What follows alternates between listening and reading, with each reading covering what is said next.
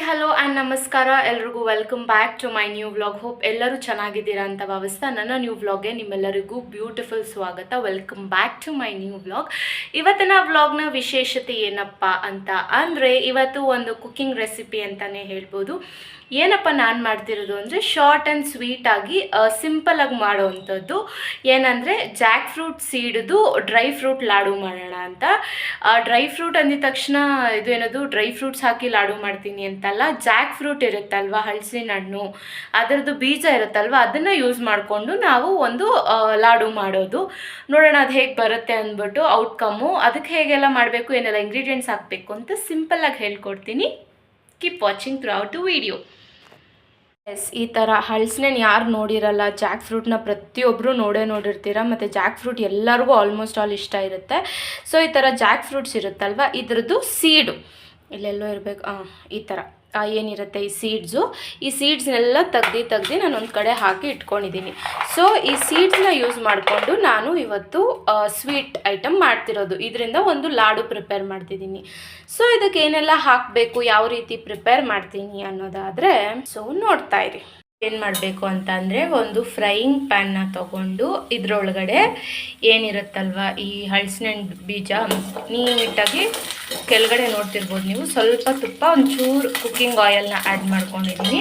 ಈ ರೀತಿ ಇದನ್ನು ಚೆನ್ನಾಗಿ ಬರೀ ಬೀಜ ಗೈಸ್, ಆಮೇಲೆ ಜಾಕ್ ಫ್ರೂಟ್ ಲಾಡು ಅಂದ್ಬಿಟ್ಟು ಜಾಕ್ ಫ್ರೂಟ್ ಆ್ಯಡ್ ಮಾಡ್ಕೊಂಬಿಡ್ಬಿಡ್ರಿ, ಜಾಕ್ ಫ್ರೂಟ್ ಸೀಡ್ಸ್, ಓಕೆನಾ. ಮತ್ತೆ ಹೇಳ್ತಾ ಇದ್ದೀನಿ.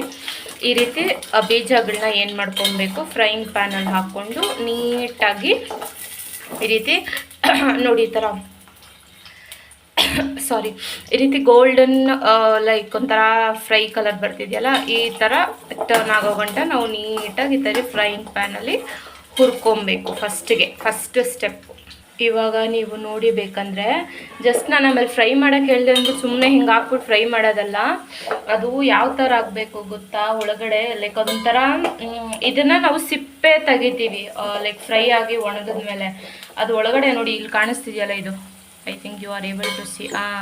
ಈ ಥರ ರೆಡ್ ಕಲರಾಗಿ ಟರ್ನ್ ಆಗಬೇಕು ಅದು ಒಳಗಡೆ. ಆ ರೀತಿ ಗಂಟ ನೀವು ಚೆನ್ನಾಗಿ ಈ ಜಾಕ್ ಫ್ರೂಟ್ ಸೀಡ್ಸ್ನ ಫುಲ್ಲು ಹುರ್ಕೊತಾನೆ ಇರಬೇಕು.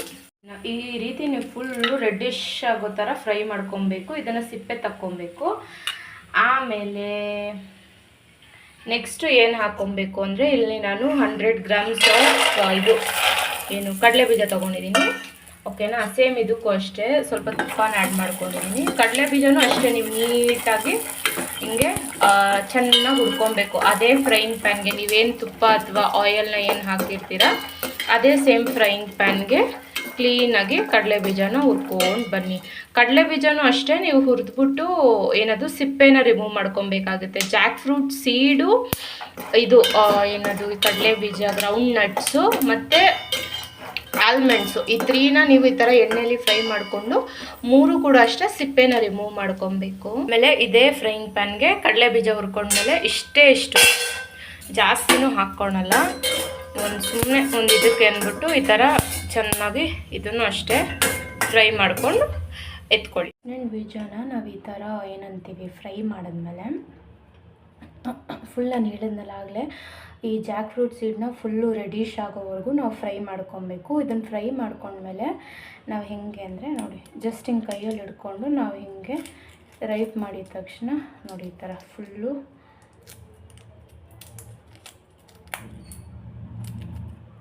ಸಿಪ್ಪೆ ಬಂದುಬಿಡುತ್ತೆ. ಸೊ ಇದು ಈ ಥರ ಬರಬೇಕು ಬೀಜ. ಕಾಣಿಸ್ತಿದೆಯಾ ನಿಮಗೆ ವಿಡಿಯೋದಲ್ಲಿ? ಈ ಥರ ಬೀಜ ಬಂದರೆ ನೀವು ಇದನ್ನು ನೀಟಾಗಿ ಈ ಥರ ಫ್ರೈ ಮಾಡಿಕೊಂಡು ಈ ರೀತಿ ಆ ಜಾಕ್ ಫ್ರೂಟ್ ಸೀಡಿಂದ ಸಿಪ್ಪೆನ ಸಪ್ರೇಟ್ ಮಾಡಿಕೊಂಡು ಈ ಫ್ರೂಟ್ನ ಮಾಡಬೇಕು. ಸೊ ಅದು ಒಂದಿಷ್ಟು ಆಗಬೇಕು. ಸೇಮ್ ಅದೊಂದು ಸ್ವಲ್ಪ ಕೋಕೋ ಬೀಟ್ಸ್ ಥರನೇ ಕಾಣಿಸ್ಬೇಕು, ಓಕೆನಾ. ಇದೆಲ್ಲ ಆದಮೇಲೆ ನಾವು ಫಸ್ಟ್ ಏನು ಮಾಡಬೇಕು ಅಂದರೆ, ಇದು ಏನಿರುತ್ತೆ, ಇದು ನಾವು ಜಾಕ್ ಫ್ರೂಟ್ ಸೀಡ್ಸ್ನ ಏನು ತೆಗೆದ್ಬಿಟ್ಟು ಸಿಪ್ಪೆ ಬಿಡಿಸ್ಕೊಂಡು ರೈಪ್ ಮಾಡ್ಕೊಂಡಿದ್ದೀವಿ, ಇದನ್ನೆಲ್ಲ ಹಾಕ್ಬೇಕು. ಇವಾಗ ಇದನ್ನೆಲ್ಲ ಹಾಕಿದ್ಮೇಲೆ ಕಡಲೆ ಬೀಜ ಮತ್ತು ಡ್ರೈ ಆಯಿಲ್ ಮಾಡ್ಕೊಂಡಿದ್ದೀವಿ, ಇದನ್ನೆಲ್ಲ ಹಾಕಬೇಕು. ಇದೆಲ್ಲ ಹಾಕಿದ್ಮೇಲೆ ಜಾಗ್ರಿ, ಬೆಲ್ಲನ ಸ್ವಲ್ಪ ನೀಟಾಗಿ ಒಂದು ಹಾಫ್ ತುರ್ಕೊಬೇಕು. ಸೊ ಬೆಲ್ಲ ಆ್ಯಡ್ ಮಾಡ್ತೀನಿ. ನೀವು ನೋಡ್ತಿರ್ಬೋದು ಈ ರೀತಿ ಬೆಲ್ಲನ ಆ್ಯಡ್ ಮಾಡಿಕೊಂಡು ಆಮೇಲೆ ಕೊಬ್ಬರಿನ ತುರಿದಿಟ್ಕೊಂಡಿದ್ದೀನಿ. ಸೊ ಅದನ್ನು ಇದ್ರೊಳಗಡೆ ಆ್ಯಡ್ ಮಾಡ್ತಿದ್ದೀನಿ. ಸೊ ಎಸ್, ಈ ರೀತಿ ಎಲ್ಲನೂ ಆ್ಯಡ್ ಮಾಡಿ ಇವಾಗ ಈ ಐಟಮ್ನೆಲ್ಲ ನೀಟಾಗಿ ಒಂದು ರೌಂಡು ರುಬ್ಕೊಬೇಕು. ಸ್ವಲ್ಪ ತರಿಯಾಗಿ ರುಬ್ಬಿದ ಮೇಲೆ ಸಿಗ್ತೀನಿ. ರುಬ್ಬಿದ್ಮೇಲೆ ಈ ಥರ ಆಗುತ್ತೆ, ಅದು ಪೌಡರ್ ಥರ. ಇವಾಗ ಅದನ್ನು ನೀಟಾಗಿ ಈ ಥರ ರುಬ್ಬಿದ್ಮೇಲೆ ಏನು ಮಾಡಬೇಕು ಅಂದರೆ ಹೀಗೆ ಒಂಚೂರು ತೊಗೊಂಡು, ಅದು ನಾವು ರುಬ್ಬೋ ಟೈಮ್ಗೆ ಡ್ರೈ ಕಂಟೆಂಟಾಗಿ ಇರುತ್ತೆ. ಈ ರೀತಿ ನೋಡಿ ನೀಟಾಗಿ ಸಾಫ್ಟಾಗಿ, ಕೈಗೆ ಒಂಚೂರು ತುಪ್ಪ ಹಚ್ಕೊಂಡಿದ್ದೀನಿ. ಈ ರೀತಿ ನೀಟಾಗಿ ಸಾಫ್ಟಾಗಿ ನಿಮಗೆ ಯಾವ್ಯಾವ ಶೇಪಲ್ಲಿ ಚಿಕ್ಕದಾಗಿ ಈ ಥರ ಉಂಡೆ ಮಾಡ್ಕೊಬೇಕು. ಈ ರೀತಿ ಮಾಡಿದ್ರೆ Jack fruit seed laddu ready. So ನೋಡಿ, ಈ ರೀತಿ ನೀಟಾಗಿ ಉಂಡೆ ಕಟ್ಕೊಂಡು ನಿಮಗೆ ಯಾವ್ಯಾವ ಸೈಜಲ್ಲಿ ಬೇಕು ಆ ರೀತಿ ನೀವು ಮಾಡ್ಕೊತಾ ಹೋಗಬೇಕು. ಒಂದು ದೊಡ್ಡದು ಚಿಕ್ಕದು ನಿಮಗೆ ಯಾವ ಥರ ಬೇಕು ಆ ಥರ ನೀವು ನೀಟಾಗಿ ಕಟ್ಕೊಬೋದು. ಇನ್ನೂ ಇದೆ ನೋಡಿ, ನಾನು ಈ ಥರ ಕಟ್ತಾ ಹೋಗ್ತಾಯಿದ್ದೀನಿ. ಸೊ ಈ ರೀತಿ ಕಟ್ಕೊಂಡ್ರೆ jackfruit dry sweet laddu ಬಿಲ್ವೆ ರೆಡಿ.